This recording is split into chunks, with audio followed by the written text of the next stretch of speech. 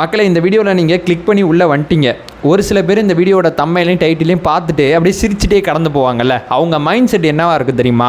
இந்த ஒரு நம்ம தலைவர்கள்லாம் மேடையில் பேசும்போது, என்னை விவாதத்துக்கு அவர் கூப்பிடுகிறார், அவரோடு நான் விவாதிக்க வேண்டிய அவசியம் கிடையாது, எங்கள் கட்சியின் கிளை செயலாளரை அனுப்பிவிடுகிறேன், அவர்கிட்ட பேசட்டும், அதுக்கப்புறம் அவரை ஜெயிக்கட்டும், பிறகு பார்க்கலாம் அப்படிங்கிற மாதிரி பெரிய லெவலில் பேசுவாங்கள்ல அரசியல் தலைவர்கள். அந்த மாதிரி இந்த வீடியோ கடந்து போயிருப்பாங்கன்னு நினைக்கிறேன்.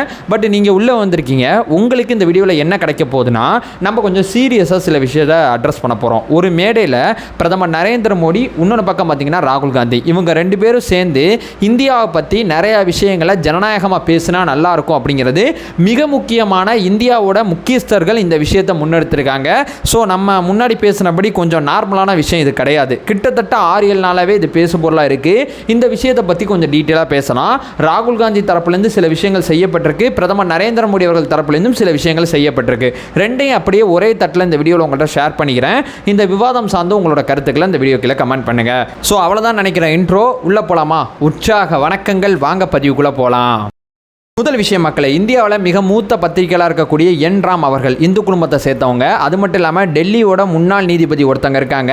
அது மட்டும் இல்லாமல் சுப்ரீம் கோர்ட்டோட முன்னாள் நீதிபதி இருக்காங்க. இவங்க எல்லாரும் சேர்ந்து ராகுல் காந்திக்கு ஒரு லெட்டர் எழுதுறாங்க. அதாவது காங்கிரஸ் கட்சிக்கு ஒரு லெட்டர் எழுதுறாங்க, பிரதமர் நரேந்திர மோடிக்கு ஒரு லெட்டர் எழுதுறாங்க. ரெண்டு பேருக்கும் தனித்தனியாக லெட்டர் எழுதுறாங்க. அந்த லெட்டரில் இருக்கக்கூடிய விஷயங்கள் அத்தனையுமே ஒன்று தான். அந்த லெட்டர் இந்த சைடில் இருக்குது.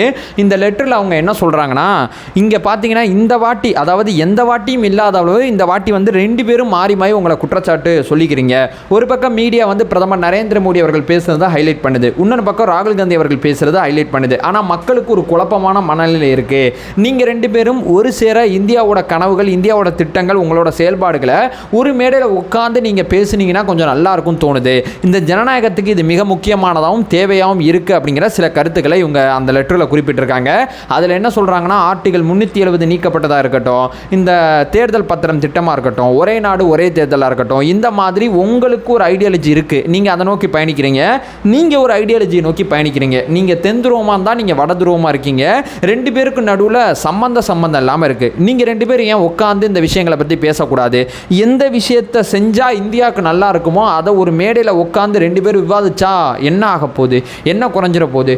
நீங்கள் ஒரு பக்கம் மீடியாவில் பேசிட்டு போகிறீங்க, அவர் ஒரு பக்கம் மீடியாவில் பேசிகிட்டு இருக்காரு. மக்கள் எந்த லெவலில் எஜுகேட் ஆகுறாங்க, மக்களுக்கு எந்த அளவு இந்த விஷயங்கள் அத்தனையுமே புரியுது, எந்த மாதிரி மக்கள் புரிஞ்சுக்கிறாங்க?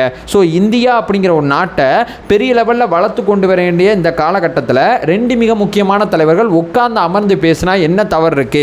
நீங்கள் ரெண்டு பேரும் இந்த விஷயத்துக்கு ஒத்துழைப்பு கொடுக்கணும், நீங்கள் ரெண்டு பேரும் அமர்ந்து பேசினீங்கன்னா ரொம்ப நல்லா இருக்கும் அப்படிங்கிற மாதிரி வந்து இவங்க 3 பேரும் சைன் பண்ணி ஒரு லெட்டரை வந்து ரெண்டு பேருக்கும் அனுப்பிவிடுறாங்க. லெட்டர் கையில் கிடச்சிருச்சு, ரெண்டு பேர் பக்கம் போயிடுச்சு. ராகுல் காந்தி முதல்ல எதுவுமே பேசலை. அந்த பக்கம் பிஜேபி தரப்புலேருந்தும் எந்த விஷயமும் ரிப்பே வரல. கிட்டத்தட்ட 4 நாள் ஆகுது. 4 நாளுக்கு அப்புறம் ஒரு பொது மேடையில் பார்த்தீங்கன்னா ராகுல் காந்தி அவர்கள்ட்ட இந்த கேள்வி கேட்குறாங்க. சார், உங்களுக்கு ஒரு ஓப்பன் டிபேட் ஒருத்தர் கூப்பிட்டார்ல சார், பத்திரிகையாளர் என்றாம, அந்த டிபேட்டுக்கு நீங்கள் வருவீங்களா? உங்களுக்கு என்ன தோணுது? பிரதமர் நரேந்திர மோடியோட விவாதிப்பீங்களா அப்படின்னு கேட்கும்போது ராகுல் காந்தி சுத்தமாக யோசிக்கவே இல்லை. ஏங்க 100% நான் தயாராக இருக்கேங்க, நான் வரேன், அந்த கிளிப்பு கூட என்னோட முடிஞ்ச ஆட் பண்ணுறேன், 100% நான் தயாராக இருக்கேன், ஆனால் மோடி வரமாட்டாருங்க, அவர் என் கூட விவாதிக்க வரவே மாட்டார் அப்படிங்கிற மாதிரி ராகுல் காந்தி அவர்கள் ஒரு ஸ்டேட்மெண்ட்டை சொல்லிட்டாங்க.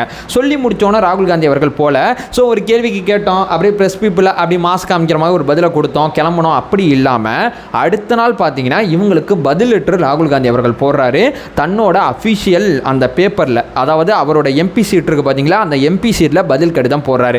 பதில் கடிதத்தில் இந்த ஆப்பர்ச்சுனிட்டி எனக்கு கொடுத்ததுக்கு ரொம்ப நன்றி, நீங்கள் எப்படியாவது இந்த விஷயத்தை நடத்தி காமிச்சிட்டிங்கன்னா ரொம்ப ரொம்ப அற்புதமான விஷயமா இருக்கும், நான் 100% தயாராக இருக்கேன் அப்படின்னு சொல்லி லெட்ரு போட்டவங்களுக்கு பதில் கடிதம் ராகுல் காந்தி அவர்கள் தரப்புலேருந்து ராகுல் காந்தி சைன் பண்ணி அந்த லெட்டரை கொடுக்குறாரு. அந்த லெட்டர் உங்கள் பார்வைக்காண்டி. ஸோ இங்கே ராகுல் காந்தி 100% இந்த டிபேட்டுக்கு, ஓப்பன் டிபேட்டுக்கு தயாராக இருக்காரு.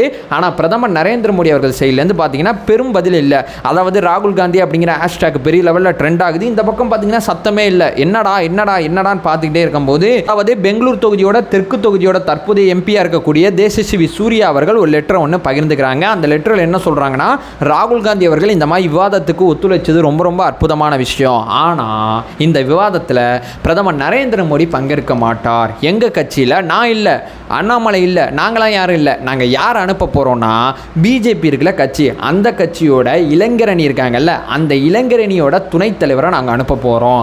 அவருக்கு பிரதமர் நரேந்திர மோடி அவர்களோட விஷன் பற்றிய பெரும் தெளிவான புரிதல் அவர்கிட்ட இருக்குது. திட்டங்களை பற்றிய நுணுக்கமான பார்வை அவர்கிட்ட இருக்குது. காங்கிரஸ் கட்சியோட சிந்தனையை பற்றி அவருக்கு ஒரு தெளிவான புரிதல் இருக்குது. இந்த டிபேட்டுக்கு நாங்கள் அவரை தான் அனுப்ப போகிறோம் அப்படிங்கிற மாதிரி சொல்லியிருக்காரு. அவர் பிரதமர் நரேந்திர மோடி அவர்கள் உத்தரப்பிரதேசத்தில் போட்டிடுறாரு. அவரும் உத்தரப்பிரதேசத்தை சேர்ந்தவர் தான். ராகுல் காந்தியும் உத்தரப்பிரதேசத்தில் போட்டிடுறாரு. உத்தரப்பிரதேசத்தை சேர்ந்த பாசி சமூகத்தை சேர்ந்தவர் தான். இந்த சமூகம் உத்தரப்பிரதேசத்தில் 30% இருக்குது. இதெல்லாம் யாரும் கேட்டாங்களா? இவரை பற்றிய அறிமுகத்தை இப்படிலாம் கொடுக்குறாரு. ஓகேவா?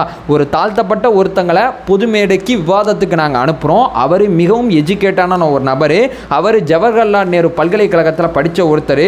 இது மட்டும் இல்லாமல் இவர் இப்போ என்ன வேலை பார்த்துட்டு இருக்காருன்னா டெல்லி ராம்ஜால் பல்கலைக்கழகத்தில் உதவி பேராசிரியராக பணி பார்த்துட்டு இருக்காரு. இவரோட பேர் என்னன்னு சொல்லி கேட்டிங்கன்னா அபினவ் பிரகாஷ் அப்படிங்கிறதா இவரோட பேர். ஸோ பிஜேபி சார்பாக பிஜேபி பிரதமர் நரேந்திர மோடி அவர்களை இந்த இடத்துல நாமினேட் பண்ணலை. பிரதமர் நரேந்திர மோடி அவர்களுக்கு பதிலாக இந்த பிரகாஷ் அப்படிங்கிற ஒருத்தர் இந்த விவாதத்தில் பங்கேற்பார் அப்படின்னு சொல்லி பிஜேபி தரப்புலேருந்து சொல்லப்பட்டிருக்கு.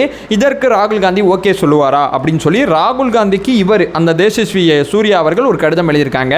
அந்த கடிதத்தில் தான் இவரை பற்றி தெளிவான புரிதலாக குறிப்பிட்டிருக்காங்க. ஸோ பிரதமர் நரேந்திர மோடி அவர்களோட விவாதத்துக்கு கூப்பிட்டா பிரதமர் நரேந்திர மோடி வரமாட்டாராம். இந்த ஒரு நபர், அதாவது இவர் பிஜேபியோட இளைஞரணியோட துணைத் தலைவராக இருக்கார் அப்படிங்கிறத இன்னைக்கு தான் தெரியுது. இவருக்கு ஒரு ஆழமான அரசியல் புரிதல் கூட இருக்கலாம், மாற்று கருத்து இல்லை. இதற்கு எதிர்கேள்வியாக என்ன கேட்குறாங்கன்னா, பிரதமர் நரேந்திர மோடி பிரதமர் வேட்பாளர், ராகுல் காந்தி பிரதமர் வேட்பாளரா? ராகுல் காந்தி தான் இந்தியா கூட்டணியோட பிரதமர் வேட்பாளரா அல்லது காங்கிரஸோட பிரதமர் வேட்பாளரா? ராகுல் காந்தியோட பிரதமர் வேட்பாளர் இருக்கக்கூடிய நரேந்திர மோடி ஏன் விவாதிக்கணும் அப்படிங்கிற மாதிரி பெரிய கேள்விகளை கேட்குறாங்க. ஸோ உங்களுக்கும் தெரியும், எனக்கும் தெரியும், பர்சனலாக நான் இந்த வீடியோ பார்க்குற எல்லாருக்குமே தெரியும், காங்கிரஸ்னால் நமக்கு ராகுல் காந்தி தான் ஞாபகம் வந்துட்டு இருக்காரு, பிஜேபினா பிரதமர் நரேந்திர மோடி தான் ஞாபகம் வந்துட்டு இருக்காங்க. இந்த கடிதம் யாருக்கு எழுதப்பட்டிருக்கு, இந்த விவாதம் யார் வந்தால் நல்லா இருக்கும்னு சொல்லி இந்த மிக முக்கியமான முக்கியஸ்தர்கள் கூட யாரை ஆசைப்பட்டாங்கன்னா பிரதமர் நரேந்திர மோடி ஆசைப்பட்டாங்க, ராகுல் காந்தி ஆசைப்பட்டாங்க. இந்த பக்கம் 100% கன்ஃபார்மாக ஒரு மனுஷன் தயாராக இருக்கான். இந்த பக்கம் இருக்கக்கூடிய மனுஷங்க இந்த விஷயத்தை அப்படியே மாற்றிக்கிட்டு இருக்காங்க. இந்த விவாதத்தை பற்றியே பேசு பொருளை அமுக்கிற வேலையை பார்க்குறாங்களே தவிர விவாதத்துக்கு வர்ற வேலையை பார்க்கல அப்படிங்கிறது தான் இதை பற்றி முழுமையாக பார்க்கும்போது நமக்கு புரியுது. உங்களுக்கு என்ன தோணுது? பிரதமர் நரேந்திர மோடி அவர்கள் இந்த விவாதத்துக்கு வந்தால் அந்த விவாதம் எப்படிப்பட்டதாக இருக்கும்? ராகுல் காந்தியும் பிரதமர் நரேந்திர மோடியும் ஒரு மேடையில் உட்காந்துட்டு ஆர்டிகல் 370 பற்றி, தேர்தல் பத்திரங்களை பற்றி, அது மட்டும் இல்லாமல் ரஃபேல் பற்றி கூட, இல்லை அம்பானி அதானியை பற்றி கூட இவங்க 2 பேரும் ஒரு மேடையில் உட்காந்து அவங்கவுங்க கருத்துக்களை பேசினா எப்படி இருக்கும்? அது எவ்வளவு ஆக்கப்பூர்வமாக இருக்கும்? அந்த விஷயம் இந்தியாவில் நடந்தால் நல்லா இருக்கும்ல. ஒரு பக்கம் ராகுல் காந்தி 100% தயாராக இருக்கார், மோடி இப்போ வரைக்கும் தயாராக இல்லை. இந்த விஷயத்தை முழுகடிக்கக்கூடிய வேலைகள் தான் பார்த்துட்டு இருக்காங்க. அதை சொல்லிட்டு இந்த வீடியோ நான் என் பண்ணிக்கிறேன். உங்களுக்கு இதை பற்றி தோணுன சில விஷயங்களும் இந்த வீடியோக்கில் கமெண்ட் பண்ணுங்கள். நம்ம சேனலை ஃபர்தராக ஃபாலோ பண்ணிங்கன்னா பொலிட்டிக்கல் ரீதியாக நிறைய விஷயங்களை பற்றி நம்ம பேசிகிட்டு இருக்கோம். உங்களுக்கு நிச்சயமாக யூஸ்ஃபுல்லாக இருக்கும். சேனலை சப்ஸ்கிரைப் பண்ணி தொடர்ந்து சப்போர்ட் பண்ணுங்கள். நம்மளோட ஒரே இலக்கு அறியாமை அகற்ற வேண்டும், அறியாமை அகற்றப்பட வேண்டும். Thank you so much.